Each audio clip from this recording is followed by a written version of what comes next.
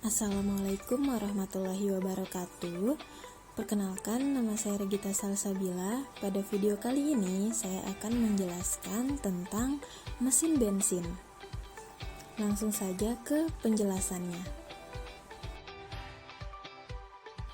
Pertama, kita akan membahas tentang bagaimana sih prinsip kerja mesin bensin 2 tak. Pada mesin bensin 2 tak terdapat 2 saluran, yaitu saluran intake dan saluran exhaust. Ketika piston bergerak ke atas, dinding piston menutup saluran exhaust dan di saat yang sama terjadi pembesaran volume di ruang bawah piston. Akibatnya campuran bensin dan udara terhisap masuk. Saat ini, ruang bawah piston sudah dipenuhi campuran udara dan bensin. Kemudian ketika piston bergerak ke bawah, campuran udara di ruang bawah piston terdorong ke ruang atas piston melalui saluran transfer. Sehingga saat ini ruang atas piston sudah dipenuhi campuran bensin. Ketika piston kembali bergerak ke atas, terjadi kompresi atau penekanan campuran udara dan bensin. Kompresi bertujuan untuk menaikkan tekanan dan temperatur cairan supaya lebih mudah terbakar dan energi potensialnya juga lebih besar. Tapi di saat yang sama terjadi pembesaran volume di ruang bawah piston dan saluran intake terbuka dan exhaust tertutup, sehingga campuran udara dan bensin terhisap ke ruang bawah piston. Dan ini merupakan langkah 1, yaitu hisap dan kompresi. Lalu busi menyala sehingga campuran udara yang sudah dikompresi di ruang atas piston terbakar, menghasilkan daya ekspansi yang mendorong piston ke bawah. Saat piston bergerak ke bawah, dinding piston menutup saluran intake sehingga piston kembali mendorong udara dan bensin ke ruang atas piston. Di saat yang sama, saluran exhaust terbuka dan campuran udara dari saluran transfer mendorong gas sisa pembakaran untuk keluar ke knalpot. Ini adalah langkah 2 yang terdiri dari langkah combustion dan buang.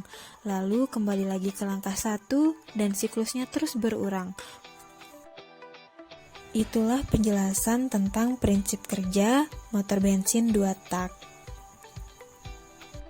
Kedua, kita akan membahas tentang apa saja komponen penyusun mesin bensin.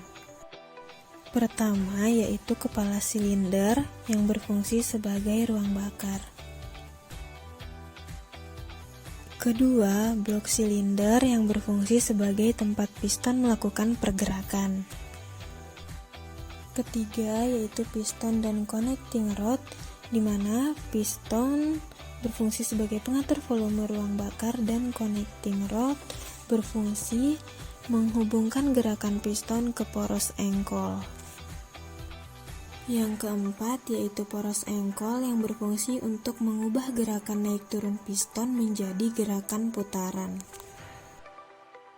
Kelima, carter atau oli pan yang berfungsi sebagai bak oli atau tempat menampung oli mesin. Keenam, yaitu flywheel yang berfungsi untuk menstabilkan putaran mesin dengan cara menyimpan sebagian energi mesin ketika langkah usaha. Keenam, yaitu busi yang berfungsi untuk mengubah energi listrik menjadi percikan api. Ketiga, kita akan membahas tentang apa kelebihan dan kekurangan dari mesin bensin. Mesin bensin memiliki kelebihan dan kekurangan.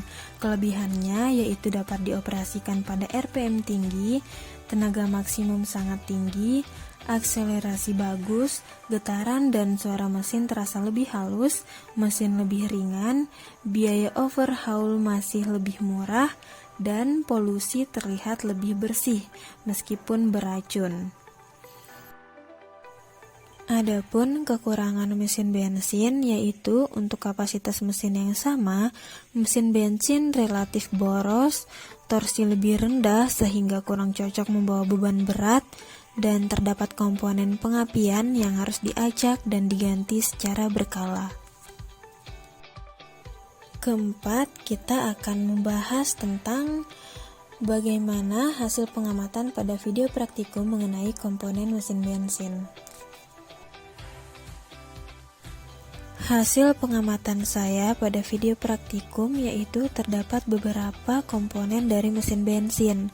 Komponen-komponen tersebut yaitu tangki bahan bakar yang berfungsi untuk menampung bahan bakar dalam jumlah tertentu, busi berfungsi membangkar bensin atau bahan bakar, dan knalpot yang berfungsi meningkatkan efisiensi penggunaan bahan bakar.